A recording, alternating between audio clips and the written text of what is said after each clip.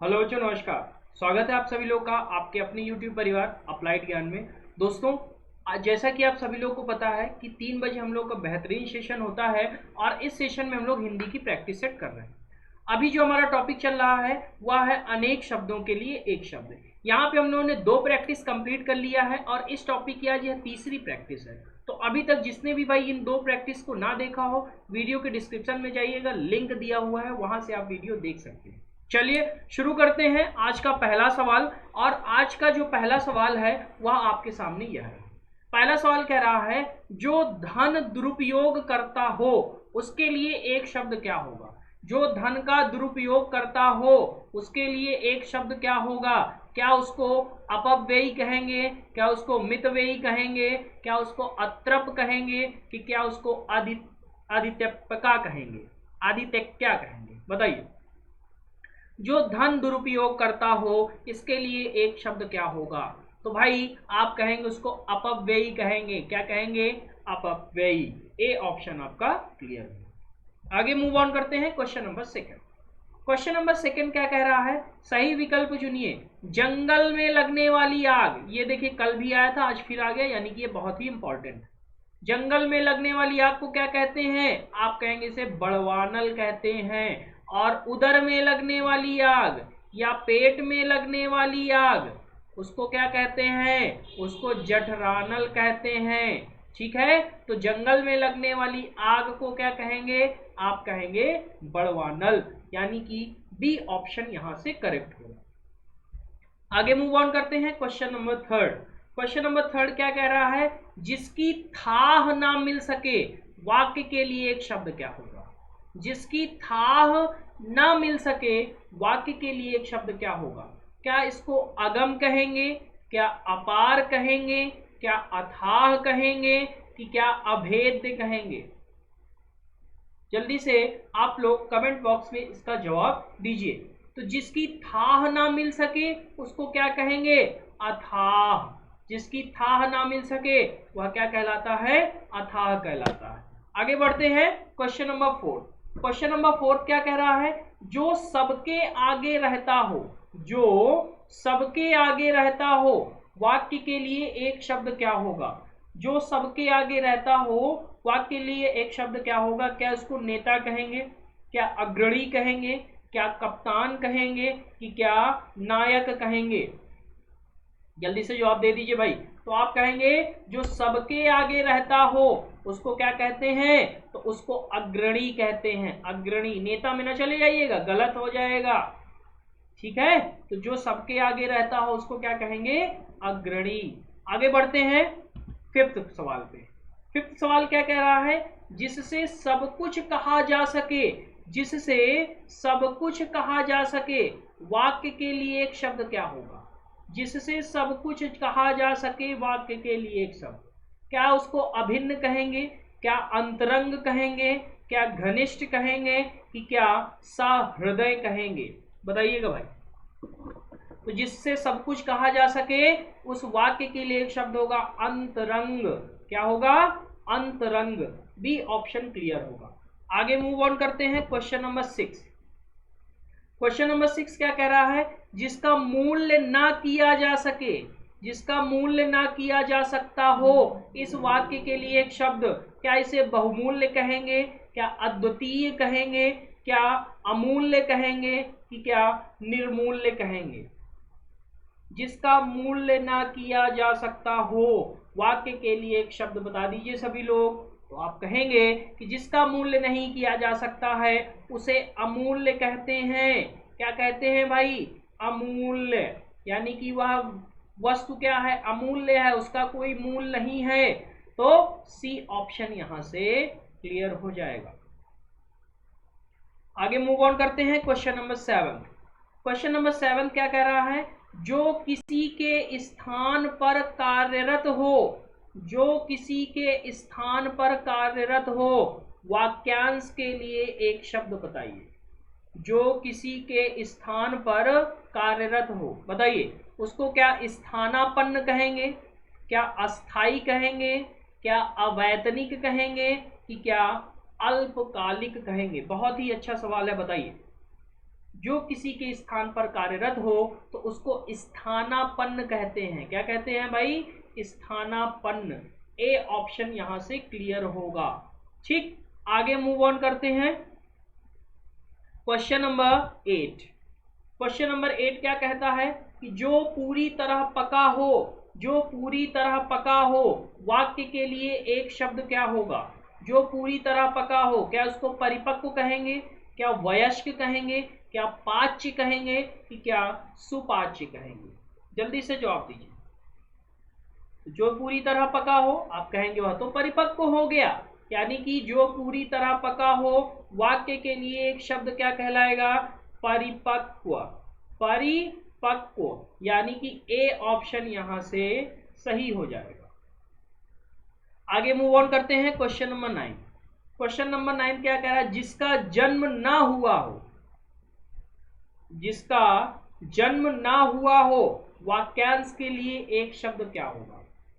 जिसका जन्म ना हुआ हो, क्या उसको अज कहेंगे, क्या उसको विरज कहेंगे, क्या उसको अजन्मा कहेंगे, कि क्या उसको अमर कहेंगे? फटाफट जवाब दीजिएगा। तो जिसका जन्म ना हुआ हो आप कहेंगे उसको कहते हैं अजन्मा। क्या कहते हैं? अजन्मा, यानी कि सी ऑप्शन यहां से करेक्ट होगा। आगे मूव ऑन करते हैं। Question number 10। क्वेश्चन नंबर 10 क्या कह रहा है?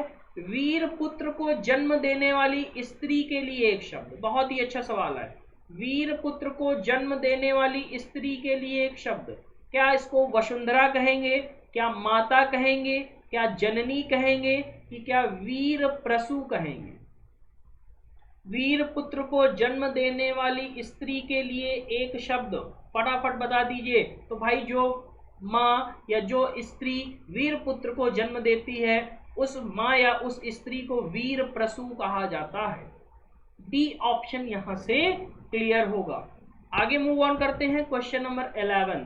क्वेश्चन नंबर 11 क्या कह रहा है?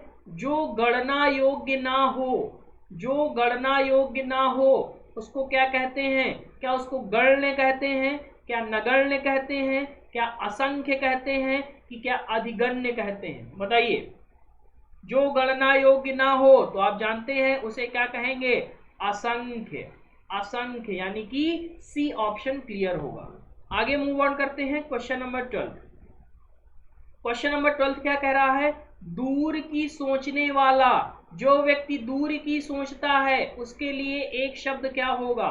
दूर की सोचने वाला, क्या उसे दूरगामी कहेंगे, क्या उसे दूरदर्शी कहेंगे, क्या उसको भविष्य वक्ता कहेंगे, कि क्या उसको सूक्ष्म दृष्टा कहेंगे? दूर की सोच रखने वाला, उसको आप क्या कहेंगे? उसके लिए एक शब्द क्या देंगे? तो कहेंगे भाई दूरदर्शी। इसकी सोच बहुत दूरदर्शी है, यानी कि यह व्यक्ति दूर का सोचता है। तो दूर का सोचने वाला दूरदर्शी। Question number 13। जिसकी गर्दन सुंदर है, बहुत ही इंपॉर्टेंट है भाई। जिसकी गर्दन सुंदर है, क्या उसको सुदर्शन कहेंगे, क्या उसको सुगत कहेंगे, क्या उसको सुगर्दन कहेंगे, कि क्या सुग्रीव कहेंगे? तो आप कहेंगे कि जिसकी गर्दन सुंदर है उसको सुग्रीव कहा जाता है। क्या कहा जाता है? सुग्रीव, यानी कि डी ऑप्शन यहां से आपका क्लियर होगा। आगे मूव ऑन करते हैं। Question number 14। क्वेश्चन नंबर 14 क्या कह रहा है? आंखों के सामने, आंखों के सामने घटित घटना पर विश्वास तो करना ही पड़ेगा। रेखांकित वाक्यांश के लिए एक शब्द का चयन कीजिए। अब यहाँ पे है आंखों के सामने, इसके लिए एक शब्द क्या होगा? तो आप कहेंगे क्या प्रत्यक्ष होगा, क्या परोक्ष होगा, क्या प्रारूपता होगा, कि क्या प्रत्येक होगा? तो आपके जो आंखों के सामने होता है उसको आप क्या कहते हैं? कि यह घटना मेरे प्रत्यक्ष रूप से घटी है, यानी कि मेरे आंखों के सामने घटी है। आगे मूव ऑन करते हैं। Question number 15। क्वेश्चन नंबर 15 क्या कह रहा है? वैभव को उस विद्यालय में इम्तिहान लेने वाला बनकर जाना है। रेखांकित वाक्यांश के लिए एक शब्द का चयन कीजिए। अब ये इम्तिहान लेने वाला, इसके लिए एक शब्द क्या होगा?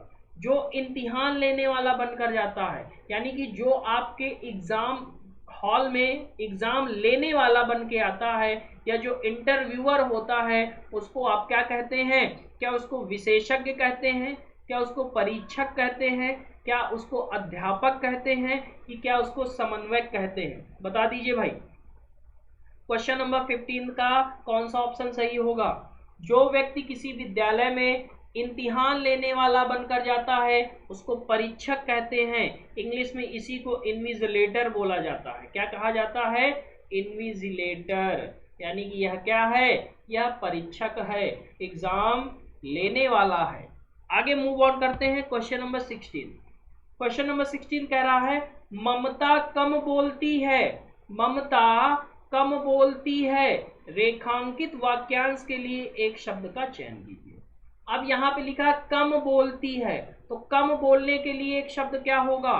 क्या समभाषी होगा, क्या मृतभाषी होगा, क्या मितभाषी होगा, कि क्या मृदुभाषी होगा? बहुत ही अच्छा क्वेश्चन है, आप सभी लोग जवाब दीजिएगा। तो जो व्यक्ति कम बोलता हो उसको क्या कहते हैं? फटाफट बताइएगा। जो व्यक्ति कम बोलेगा उसको मितभाषी कहा जाएगा। क्या कहा जाएगा? मितभाषी। यानी कि सी ऑप्शन यहाँ पे करेक्ट हो जाएगा। आगे मूव ऑन करते हैं क्वेश्चन नंबर 17। 17 क्या कह रहा है? विवेक ने श्रेष्ठ कुल में जन्म लिया है, विवेक ने श्रेष्ठ कुल में जन्म लिया है, रेखांकित वाक्यांश के लिए एक शब्द का चयन कीजिए। अब श्रेष्ठ कुल में जन्म लिया है, तो श्रेष्ठ कुल में जन्म के लिए एक शब्द क्या हो जाएगा? क्या इसको कुलीन कहेंगे, क्या इसको समकालीन कहेंगे, क्या इसको कुल श्रेष्ठ कहेंगे, कि क्या इसको कुलभूषण कहेंगे? फटाफट जवाब दीजिएगा। जो व्यक्ति श्रेष्ठ कुल में जन्मा हो उसको क्या कहते हैं? तो आप कहेंगे उस व्यक्ति को कुलीन कहते हैं। श्रेष्ठ कुल में जन्मे व्यक्ति को कुलीन कहा जाता है। ए ऑप्शन क्लियर होगा। आगे मूव ऑन करते हैं क्वेश्चन नंबर 18। क्वेश्चन नंबर 18 क्या कह रहा है? अनुपम बहुत ध्यान से पुस्तक पढ़ रहा था, अनुपम बहुत ध्यान से पुस्तक पढ़ रहा था, रेखांकित वाक्यांश के लिए एक शब्द का चयन कीजिए। तो बहुत ध्यान से, इसके लिए क्या होगा एक शब्द? क्या इसके लिए सरलता होगा, क्या धैर्य होगा, क्या तन्मयता होगा, कि क्या धीरज होगा? बताइएगा। अब आप लोग के इसी प्रकार के प्रश्न आएंगे, ऐसे ही प्रश्नों की आप अपेक्षा कीजिएगा भाई। ठीक है, अब वो बहुत कम पूछे जाते हैं उस प्रकार से, इसी वजह से मैंने सभी मिक्स क्वेश्चन रखे हैं जिससे आपके एग्जाम में सवाल गलत ना हो। ठीक है भाई, तो याद रखिएगा ये सारे जो प्रैक्टिस हैं आपके बहुत ही महत्वपूर्ण हैं। इनको आप अपने एग्जाम जाने से पहले अवश्य देख के जाइएगा। यहाँ से आपके प्रश्न अवश्य फंसेंगे और आप उन प्रश्नों को अवश्य हल करके। तो अनुपम बहुत ध्यान से पुस्तक पढ़ रहा है, तो बहुत ध्यान से के लिए एक शब्द क्या होगा? आप कहेंगे तन्मयता। क्या होगा? तन्मयता। सी ऑप्शन यहाँ पे क्लियर होगा। आगे मूव ऑन करते हैं क्वेश्चन नंबर 19। क्वेश्चन नंबर 19 क्या कह रहा है?